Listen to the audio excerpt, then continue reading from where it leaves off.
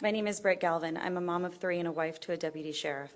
I received my first dose of Moderna on March 24th of last year. I asked the pharmacist if I would have any side effects based on my pre-existing conditions, and I was told no and given no informed consent.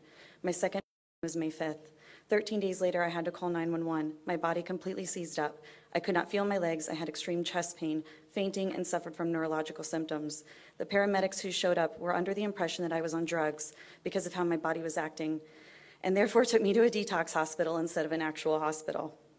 I was transferred from hospital to hospital over a 2-week period where I was mocked, belittled, gaslit, and neglected. How dare I mention that? I continued to show symptoms that were undeniable yet unexplainable. I became unable to utilize my legs and became paralyzed. On the 4th hospital stay, I was finally given a neurological team. As the Vice President of the United States was on TV this very day saying that there were no cases, I was lying in a hospital bed diagnosed with Guillain-Barré syndrome, past gastroparesis, POTS syndrome, neuropathic, small fiber neuropathy, absent seizures, and pericarditis, not to mention gastroparesis and 2 more autoimmune diseases. Confirmed reaction to Moderna by multiple doctors. I got COVID 3 times post-Moderna. It has been 2 agonizing years of medical treatment and testing. I'm only 37 years old and I have 24 doctors. I've spent over $30,000 in medical treatment that is not covered by my insurance. I ultimately had to leave my career. I've been threatened, censored, harassed, deleted for telling my story. I am labeled anti-vax even though my full family is fully vaccinated. I've received death threats. I'm not recovered, and I face new issues weekly. I am real. My injuries are real. Thank you, Ms. Galvin. And I'm here today because I still have a voice. Before my one and only Pfizer 20 long months ago, I used to be an active and outgoing and fun, loving mom, wife, daughter, grandma, and teacher. Now I struggle to make it through each day without crying from fear of what is happening to my body and my brain. There are days that I have to hold my head with my hand to keep it from shaking. I have a hard time looking up and down. My eyes shake. I can't focus on things without my eyes twitching. Sometimes my head twitches if I try to focus on things too hard. I have intense ringing in my ears. I'm incredibly noise sensitive. My muscles and bones feel like they are not connected to my body and my brain. I have twitching in my arms and shoulders and legs. My brain feels like it's twisting inside of my skull. I can't lean forward to wash my hands or brush my teeth without holding on to things in fear that I'm going to flip over. I have multiple ocular migraines. I've been diagnosed with Lyme and Epstein-Barr virus, which I never had before. I have burning in my skin, in my eyes, in my face, in my arms, and my stomach. My vision is getting so blurry that I can't focus on things anymore. I am now food sensitive. I'm only able to eat 5 foods now without having severe reactions. My memory is so bad that I can't recall things that were said moments before. I've traveled to multiple cities and states looking for help from doctors, and the doctors that do believe me, they don't know how to help me. But the doctors that don't believe me have suggested that I find a therapist.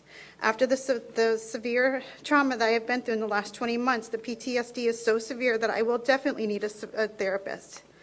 I have anxiety that riddles my body, and it feels like it's coming out of my pores. I've had suicidal thoughts, not because I wanted to die, but because I feel like a chemical took over my thoughts. I have written a letter to my family telling them goodbye and not to be sad if I happen to die from this, because I am suffering. And I don't even know how to mourn the life that I've lost. Thank you, Mrs. Brown. Where there is risk, there must be choice. I'm a registered nurse with close to 17 years of experience, whom a year ago was one of thousands in Orange County who had their job on the line due to the mandate. Where the state of Florida does have exemptions offered, 3 years in, we still have nurses who cannot work in Orange County due to loopholes in the mandate. I bring this up to you as someone who could still be suspended and even terminated for coming here today and speaking out on this topic. And it is important to note that there are an overwhelming amount of patients whom have suffered adverse reactions and even death related to the emergency use authorization hashtag died suddenly for verification.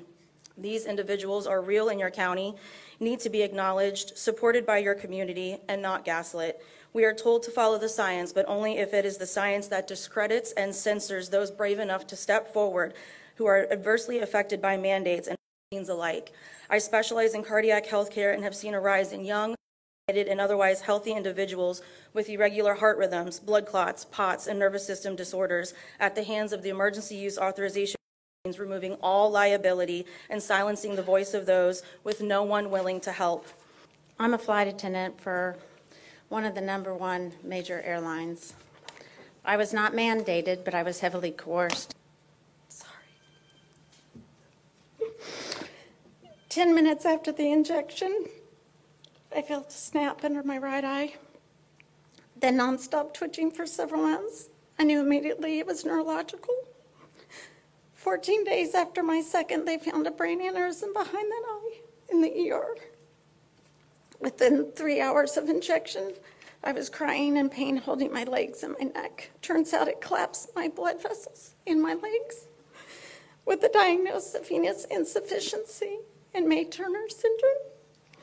Within the next 6 weeks, I got to add 2 heart conditions, including another small aneurysm on my aorta, and I'm now on medication. I got a breast mass the size of a golf ball, high bone syndrome in my neck, trouble swallowing, and at times getting my voice to a certain octave. I was just told 3 weeks ago they found a second brain aneurysm in my head. That just doesn't happen in 11 months. Also found inflammation on my gallbladder. It's been 14 months and I'm still finding inflammation in my body every day. I still can't fly and I'm on long-term disability with a cut in pay. My career most likely ended that day, something I loved very much. I'm a mother, daughter, sister, and wife, and I matter to the people who love me. We all should matter, right?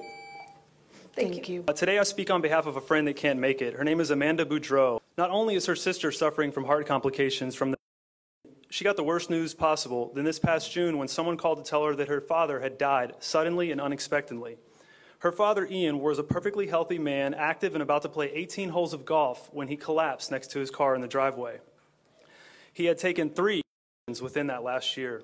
He believed the medical experts, the news media, the politicians. He thought he was doing the right thing. His cause of death was listed as a heart attack, and as always, his vaccination status never questioned.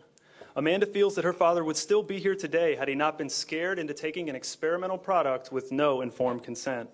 And I'm afraid this is not an isolated incident, as her father's death is one of many that we're hearing where seemingly healthy people with no symptoms, young and old, drop dead or are found dead in their sleep. It is so widespread that a documentary film came out last week called Died Suddenly that interviews doctors, embalmers, funeral home directors, all of them seeing a sudden spike in unexplained deaths, in addition to alarming and unusual blood clots they're finding. There's a Facebook group called Died Suddenly with hundreds of thousands of members posting stories that you can scroll for hours. The common denominator, all these people got the poke. 3 things cannot be hidden, ladies and gentlemen. That is the sun, the moon, and all-cause mortality.